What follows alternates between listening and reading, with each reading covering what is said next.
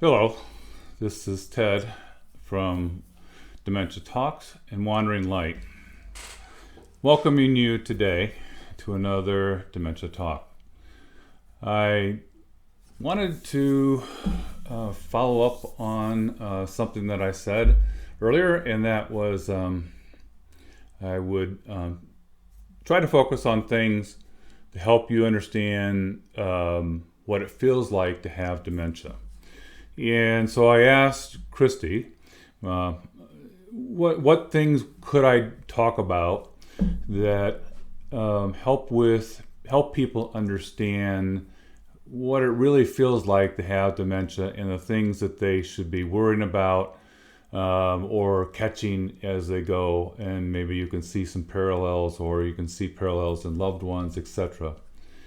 So I'm going to remember what I'm describing is early onset dementia, not full blown, sitting in the corner kind of dementia, lost. So keep that in mind. So this is what it looks like and feels like for early onset, which is important because if you're going to recognize that either in yourself or in somebody near you, this is what you should look like. You don't want to be looking or waiting until they're totally lost, because there are things that you can do. There are medications, there are coping mechanisms, there's things that can help prolong and improve their life, instead of living in that fog of dementia and not understanding what's going on with them. So Christy's response was, why don't you talk about change? Traveling and being away from home, being out of your routine, just in general, not doing the things that you're comfortable with, even though you may enjoy what you're doing, can cause problems for many people with dementia. Since we just came back from our trip from California, and we kind of did it in two different ways to get there. One, we kind of took our time to get there, and the second way we just kind of plowed through. Not to say that it was these 23-hour days, but no, we actually made it in 6 days instead of the record, kind of standard 3 if you really push it. So we kept it tolerable that way. I laid out a plan for us to get home in that 5-night, 6-day window. And anyway, she asked me to talk about that. How did I feel? How did it affect me? And how might it affect others when they're going through either one of those three? One is I'd say a slow pace to get there. It took us 3 weeks to get to California, and then the 8-week stay, and then the 1 week rush home, or 1 week solid driving home. So let's take it in that perspective. So the trip out, quite frankly, I love to travel, still do love to travel. I love adventure. I like seeing new things. In as much as I have 2 airlines that I have over 1 million miles on, and I have done travel all over the world for most of the adult part of my life, and because of that, both in and in service for that matter, because of that, I'm not really uncomfortable with travel. I'm also not comfortable with the changes, day-to-day changes that travel introduces. But I will say this, there was this nagging sense of loss of my routine, loss of the things that I like to have around me, loss of the comfort of where things are kept, loss in the comfort of just generally doing what you normally do on a day in and day out basis. And that was not me. That has come on since I developed dementia. I was a person who flew in on Friday night and left on Sunday night or Monday morning. I was flying all during the week.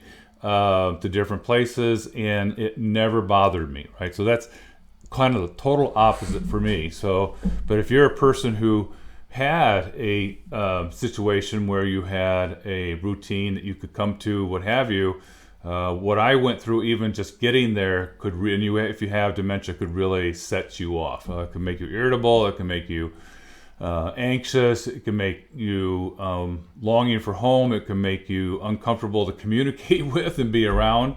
And it's certainly hard to, under those circumstances, to be positive all the time. So now let's move on to the next part, which was 8 weeks in California, all in the same spot. We had a lovely location right on the ocean. Walks for Patsy and I were easy. We had some stairs to deal with once in a while, but most of the time we even had an elevator. But we could walk out in the community, down along the beach, and it was, boy, I wish we had that weather everywhere, but it's very expensive to live there, and for that reason, nice to visit, but it's not home.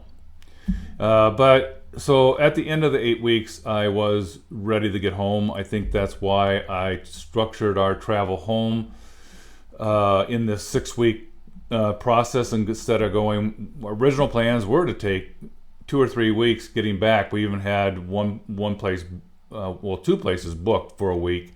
And as we kind of reconsidered, the anxiety about getting home and getting back into our comfort zone and that kind of stuff, kind of took a higher and higher priority. So we canceled first one, then I canceled the second one, and then and then I laid out a plan to get us home in 6 weeks. But the time while we were in California, I was very comfortable. I didn't feel any of the missing elements of safety or concern. And I didn't really feel out of place. I developed a sense of this was where we were at, and not quite home, but home too, right? And if any of you've had cottages or those kind of things, you know what I'm talking about. You just kind of you move from one brain set to another. And then the trip home was very uncomfortable for me. It was not the ride. A ride was comfortable. We're blessed with a well-riding car and a comfortable seats and plenty of ways to adjust them. And where Christy and I are used to being in the same place for extended period of times after traveling the world, and being in a cruise ship for I don't remember how many days, 40 some days, for almost 50 together. We're used to being together, and some couples that would be really tough, but for us that's easy. And we just I don't know, we never stopped having something to talk about. And we also both have our own interests. I like to write, she likes to knit and do other things while we're away, and this time she even brought her sewing machine. So we were able to settle down. I was comfortable. I met all of Maslow's criteria for being comfortable, and we'll get into that in just a minute. And then the way home was just a constant. Even though we stayed at Hilton properties or Hilton brand properties, as you all know, if you're there's a big difference between Doubleday or Hilton Grand Vacations and Hilton Garden Inn, and I'm mixing up my words here. Sorry about that. But the Hilton brands, and I don't need to advertise for them. But you'd think there's some commonality between them, like pillows and mattresses or what have you, at least. But no, that's not the case. So getting home was a period of anxiety for me. We had fun, but when I got home, quite frankly, it took a week still to settle back into my comfort zone of this is where I feel most comfortable. This is where I see my day-to-day. This is where I vision doing things, that kind of stuff. I know where things are at. So that's really where I feel most comfortable. I mentioned earlier, and I'll cover it just real quick, about Maslow's hierarchy. When a little pause this morning, or actually yesterday morning, as Christy had a sewing client come in, and there was a little more background noise than I was happy. So if you see a slight shudder in the video or a little bit different presentation where I'm sitting or what have you, please excuse that. But what I wanted to talk about additionally was this idea of our comfort zone and how you might relate it to Maslow's hierarchy. For those of you who have studied it in high school or college, it's been around for a long time. It's about a motivational. It's a motivational theory, it's hard to motivate somebody when their base needs are not met, right? So, what motivates people at the lowest level is their base needs, and then on and up. So I just want to quickly review it, and then I'm going to put it in context with how somebody might feel, or how I felt, as best I can,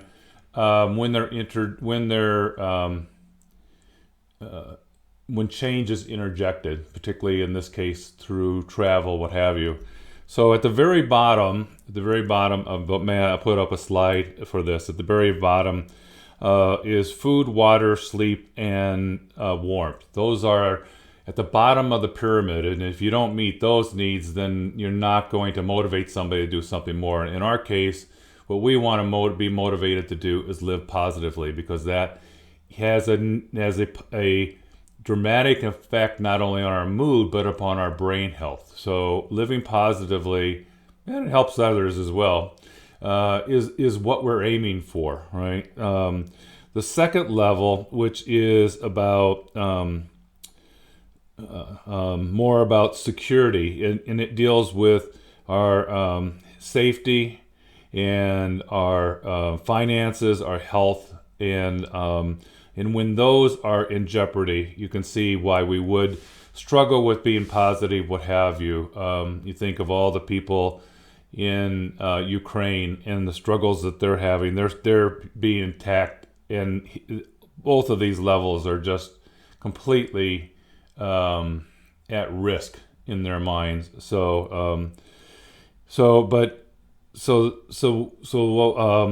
the second level. The next level is about personal esteem, and it deals with love, friendship, and identity.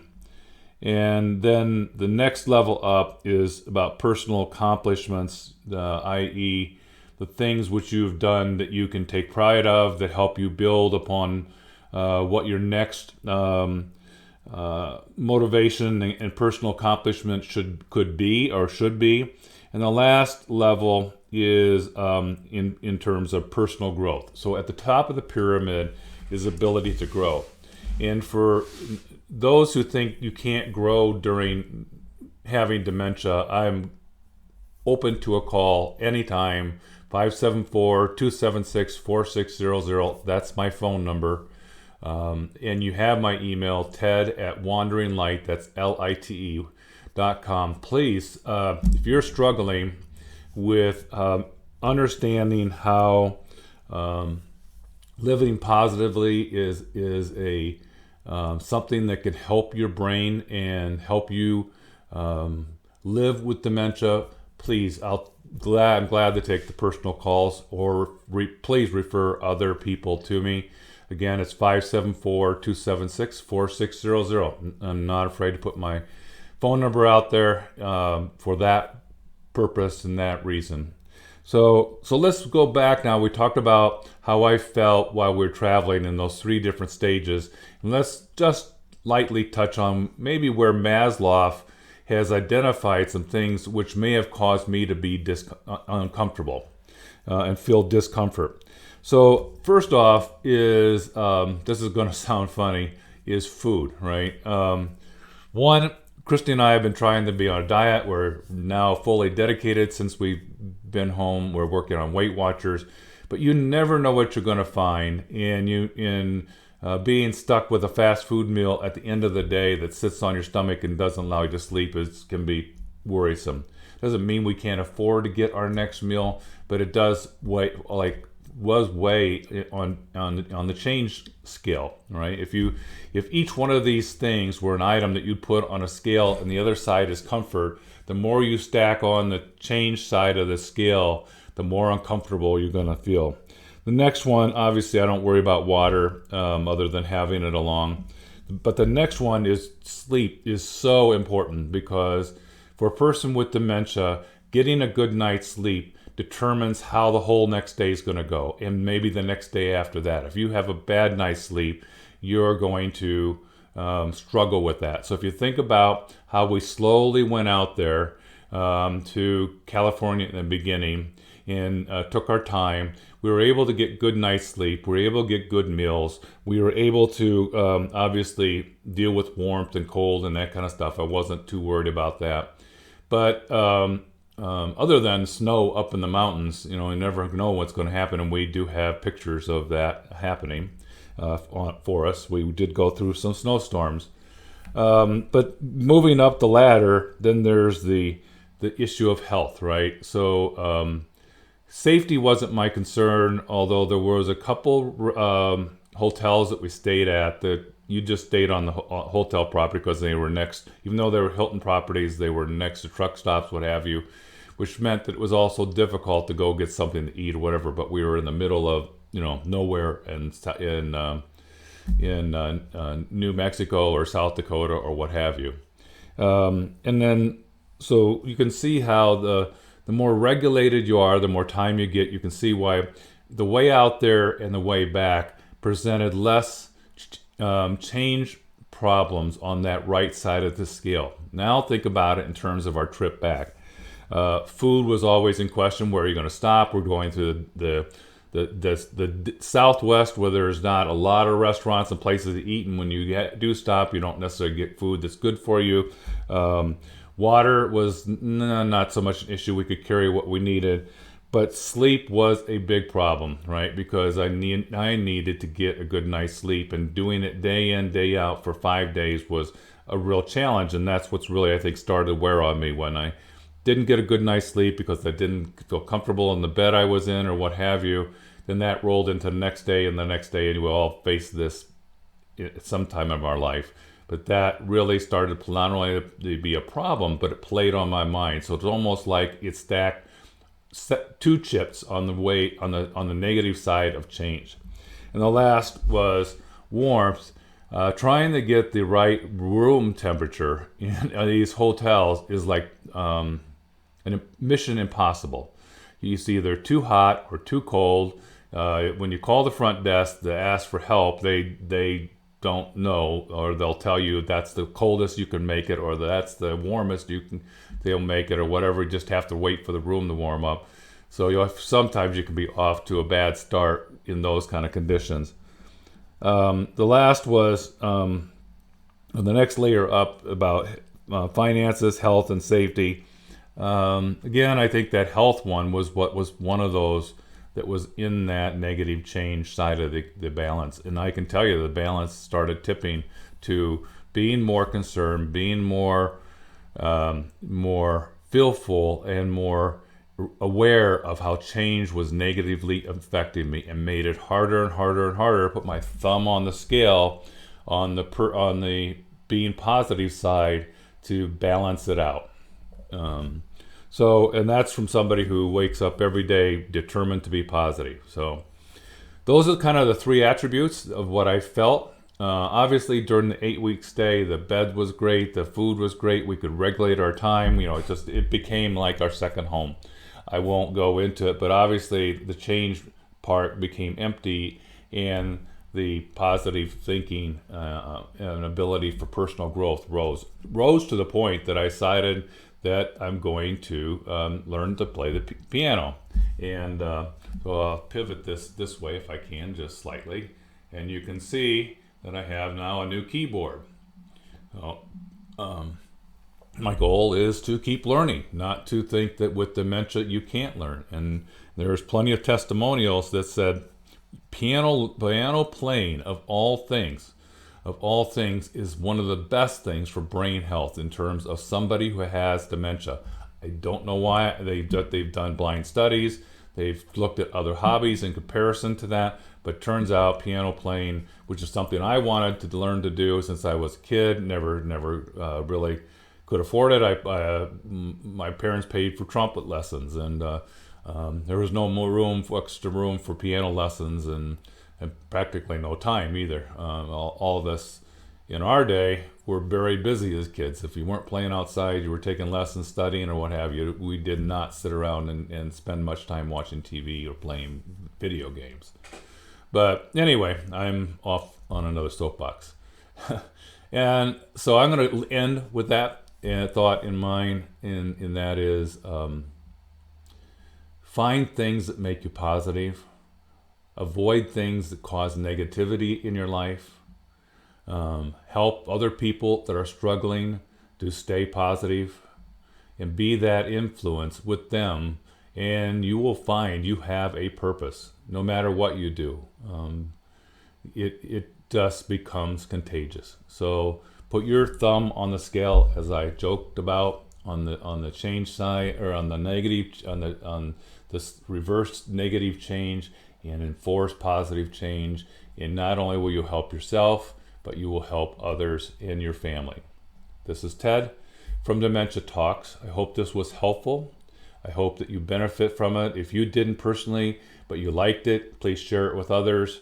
You never know who it's going to touch, and we want to make sure we make the biggest impact possible. So this is a call out for you to share. And again, thank you from Wandering Light and Dementia Talks. Again, that's Wandering Light, LITE.com. And I'm hoping you have a God-given blessed day, that you can live positively no matter what your circumstance, because you've chosen to accept the positive things in your life, and that's what you're going to spend your day focused on.